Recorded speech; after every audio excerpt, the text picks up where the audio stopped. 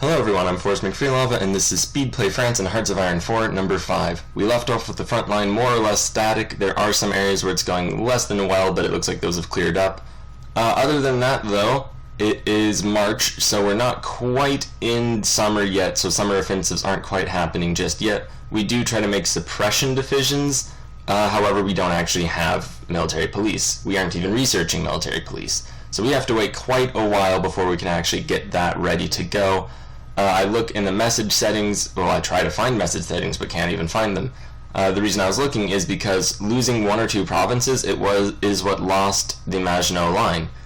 And it would have been great if we could get an update whenever we lose a battle or lose a province. However, it doesn't look as though that's even anything we can possibly do in this game. Now that is rather upsetting. I won't say it makes the game unplayable, but it definitely makes it so it can't optimally be played. It really means that we're going to have to slow things down to actually play it optimally by actually having to look at every single area. We're still trying to make suppression divisions despite not having military police, so that's going to be kind of a fruitless effort for a while now.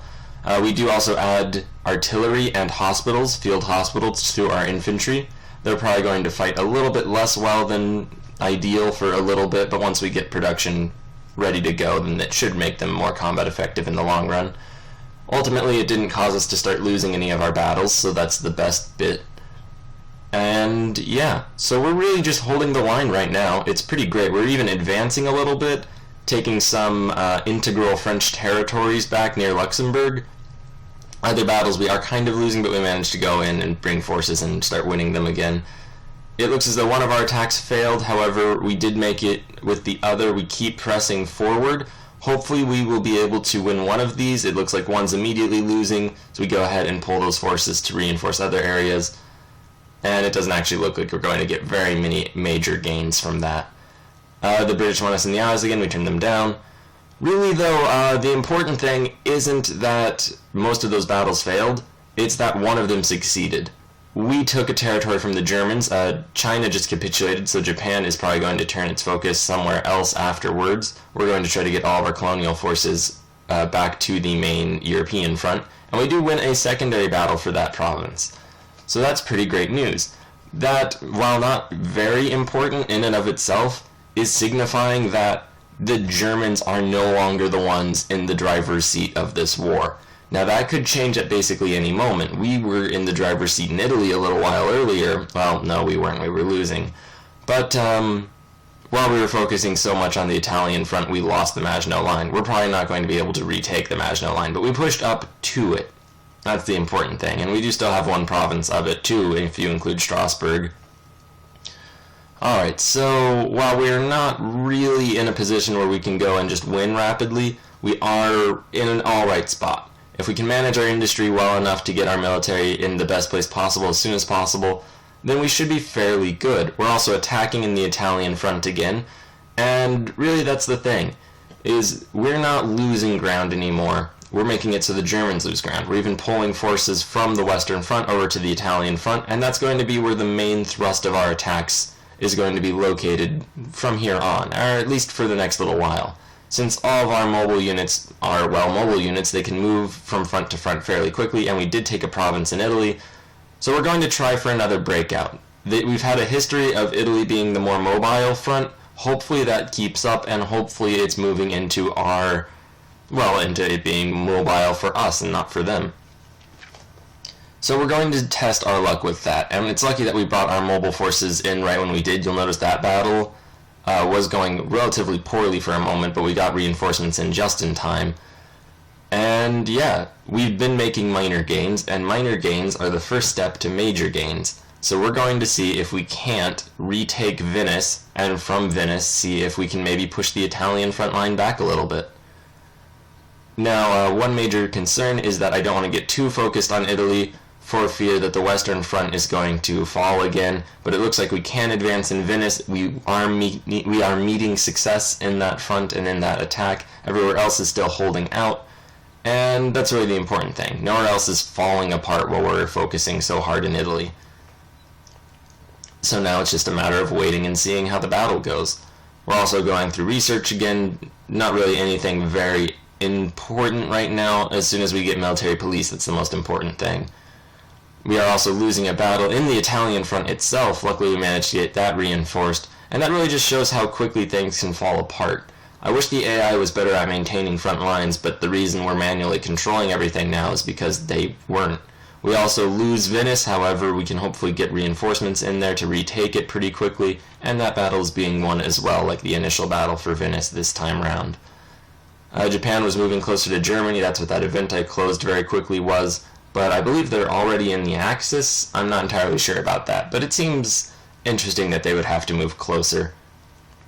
At any rate, with our advance into Venice, we did take a major and important city. That probably got us a little bit of industry, although admittedly, since there's been like 3 or 4 battles fought over the city, it's probably not that much industry that we got from it. Although we are winning one battle for the side area around it, and it looks like we are able to just keep the pressure on the enemy in the Western Front in general. We are also breaking out in the Italian Front, which I guess we'll call the Southern or Italian Front. The rest is just going to be the Western Front. I should really come up with like dedicated names for these things so I can keep them consistent. At any rate though, we are breaking out in the Italian front.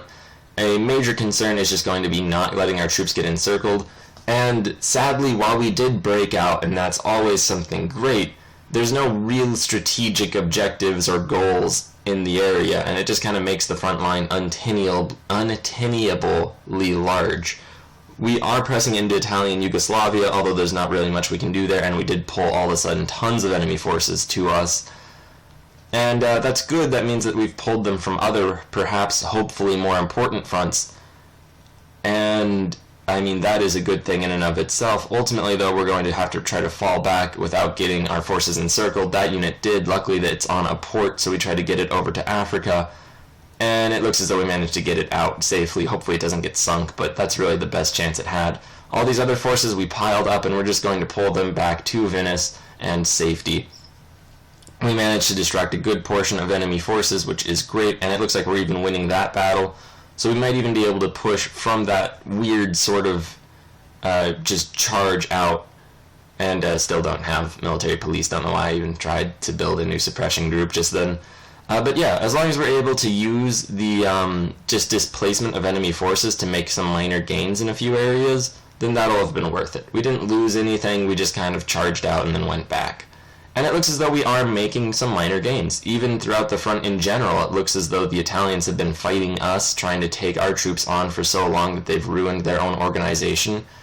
And while we're not winning everywhere, we are winning quite enough, or in enough places. We even encircled an Italian infantry group. So with that all said and done, we are actually making meaningful gains throughout. It looks as though all the troops that went and just stopped us from breaking out over to the east managed to just make their position throughout the front too weak to actually sustain itself. That's pretty great. We've also just been making minor gains in the Western Front. That's part of why I keep looking, also to just ensure that it's not falling apart and dying.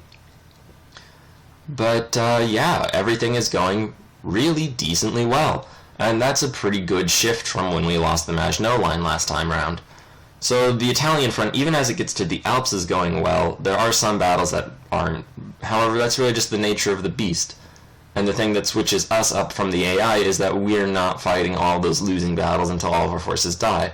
We're also about seven, what's it called, political power, 5 political power now, away from really just shifting our industry and conscription laws. We want to do them both at the same time, because if we just change our conscription laws, then it will lower the effectiveness of our industry, and we need our industry.